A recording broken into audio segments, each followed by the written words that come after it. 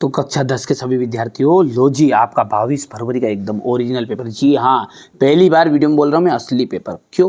क्योंकि अब की बार जो होगा देखेंगे, पर डंके की चोट पे बता दूँ यही पेपर आपका आएगा। चलिए बिना किसी देरी के शुरू करते हैं। और यहाँ से आप बढ़िया से 75 के 75 नंबर आपको चाहिए तो बढ़िया से आप कंप्लीट कर लेना है ना। चलिए, विभवांतर का जो मापक यंत्र है वो है वोल्टमीटर। पादप में जाइलम उत्तरदायी है जल का वहन के लिए। दो तंत्रिका कोशिकाओं के मध्य खाली स्थान को हम कहते हैं सिनेप्स। नर युग्मक और मादा युग्मक में संलयन की क्रिया निषेचन कहलाती है। विद्युत धारा का एसआई मात्रक आपका एम्पियर होगा। ठीक है, पारितंत्र में ऊर्जा का प्रवाह सदैव एक देशिक होता है। चलिए यहां से अपन देखते हैं, ये आप तो बढ़िया से कंप्लीट करो है ना भैया। जब एक जल एक क्या है, उदासीन ऑक्साइड है। धातुएं प्रायः उष्मा और विद्युत की सुचालक होती है। पौधों में केवल रासायनिक समन्वय होता है। मादा और गर्भस्थ शिशुओं के बीच जैविक संबंध स्थापित करने वाला ऊतक प्लेसेंटा कहलाता है। मेंडल ने वंशानुगति के नियमों का प्रतिपादन किया। ठीक है भैया, यहां से देखिए ये क्वेश्चन नंबर आपका 2 है। और बढ़िया से आप तो कंप्लीट करिए, बढ़िया से मेहनत करिए। आपको अच्छे अंक प्राप्त कराने के लिए मैं आपके साथ हमेशा तैयार हूँ।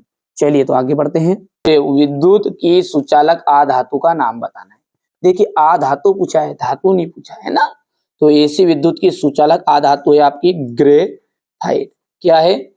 ग्रेफाइट। दूसरा है आपका रक्त का थक्का बनना। रक्त का थक्का बनना, ये किसके लिए कौन उत्तरदायी होता है? प्लेटलेट्स इसका उत्तरदायी होता है। स्वपरागन हमारा द्विलिंगी पुष्पों में ही होता है, एक लिंगी पुष्पों में पर परागन होता है। लिंग गुणसूत्र, लिंग गुणसूत्र जो है लिंग निर्धारण के लिए उत्तरदायी होते हैं। उत्तल दर्पण, उत्तल दर्पण पश्य दृश्य दर्पण के रूप में जिसको वरीयता मिलती है। जरा दूरदर्शिता द्विफोक्सी लेंस हो गया इतना। चलिए तो आगे बढ़ते हैं और अगला देखिए यहां से।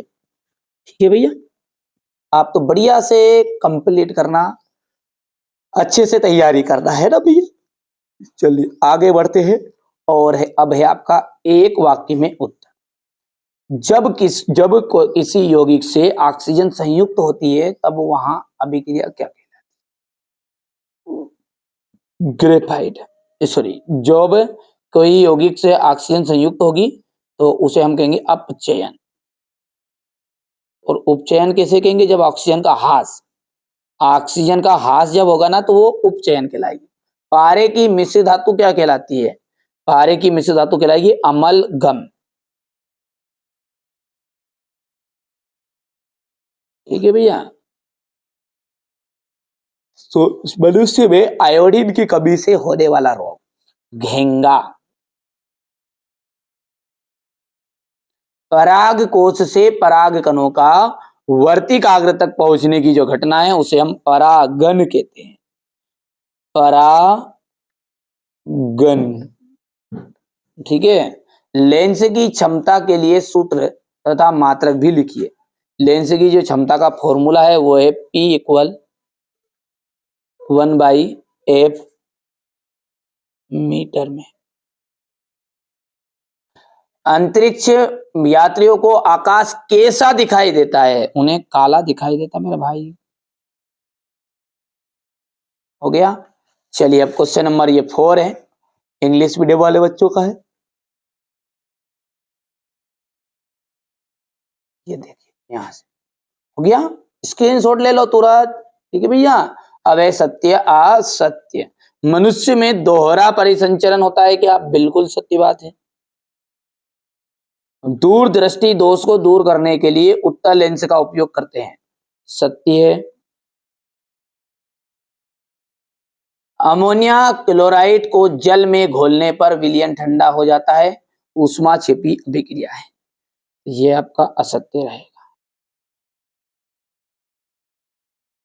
ठीक है। घरेलू घरेलू परिपथ में प्रत्यावर्ती धारा प्रवाहित जो धारा है वो प्रत्यावर्ती धारा होती नहीं, वो होती है दिष्ट धारा। उसे अपन डीसी करंट कहते हैं। तो ये आपका चौथा जो है ये आपका असत्य रहेगा।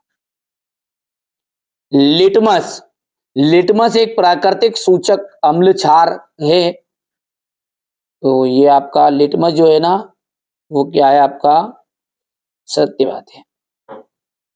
और यहाँ पर उष्मीय अपघटन की अभिक्रिया है, बिल्कुल राइट बात है, ये ऊष्माक्षेपीय अभिक्रिया का ही उदाहरण है। हो गया भैया ऊष्मा शोषिका। आया समझ में नहीं आया इतनी चीजें? चलिए अब आगे बढ़ते हैं। ये हमारे इंग्लिश मीडियम वाले बच्चे लेंगे बढ़िया से स्क्रीनशॉट इसका।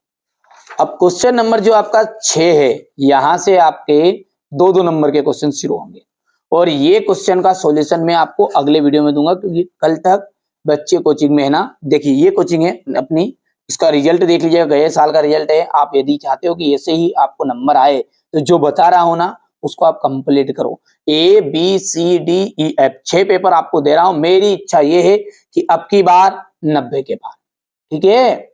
तो अब की बार मोदी योदी नहीं, अब की बार 90 के पार करना है अपने को, है ना भैया।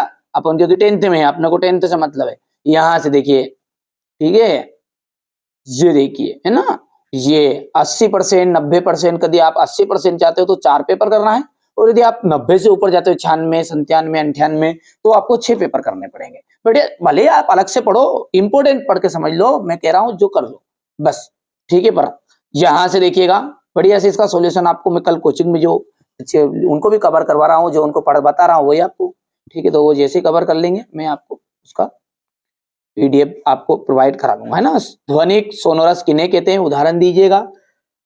आयनिक यौगिकों के गलनांक उच्च क्यों होते हैं? निम्नलिखित की संरचनाएं चित्रित कीजिए। एथेनोइक अम्ल, ब्रोमोपेंटेन। हाइड्रोकार्बन क्या है, उदाहरण देकर समझाइए। पाचक एंजाइमों के कार्य लिखना है। हमारे शरीर में वसा का पाचन कैसे होता है और यहाँ प्रक्रम कहाँ होता है। चलिए आगे बढ़ते हैं और क्वेश्चन नंबर 10 को देखते हैं। आलैंगिक जनन किसे कहते हैं? कुछ पौधों को उगाने के लिए कायिक प्रवर्धन का उपयोग किया जाता है, क्यों? आनुवांशिक विभिन्नता है किसे कहते हैं? मेंडल का पृथक्करण का नियम आपको बताना है, ठीक है। 2 मीटर फोकस दूरी वाले अवतल लेंस की क्षमता ज्ञात कीजिए। हीरे का अपवर्तनांक 2.42 है। इस कथन से का क्या अभिप्राय है? अवतल दर्पण की मुख्य फोकस की परिभाषा आपको बतानी है। परावर्तन के नियम आपको बताने हैं।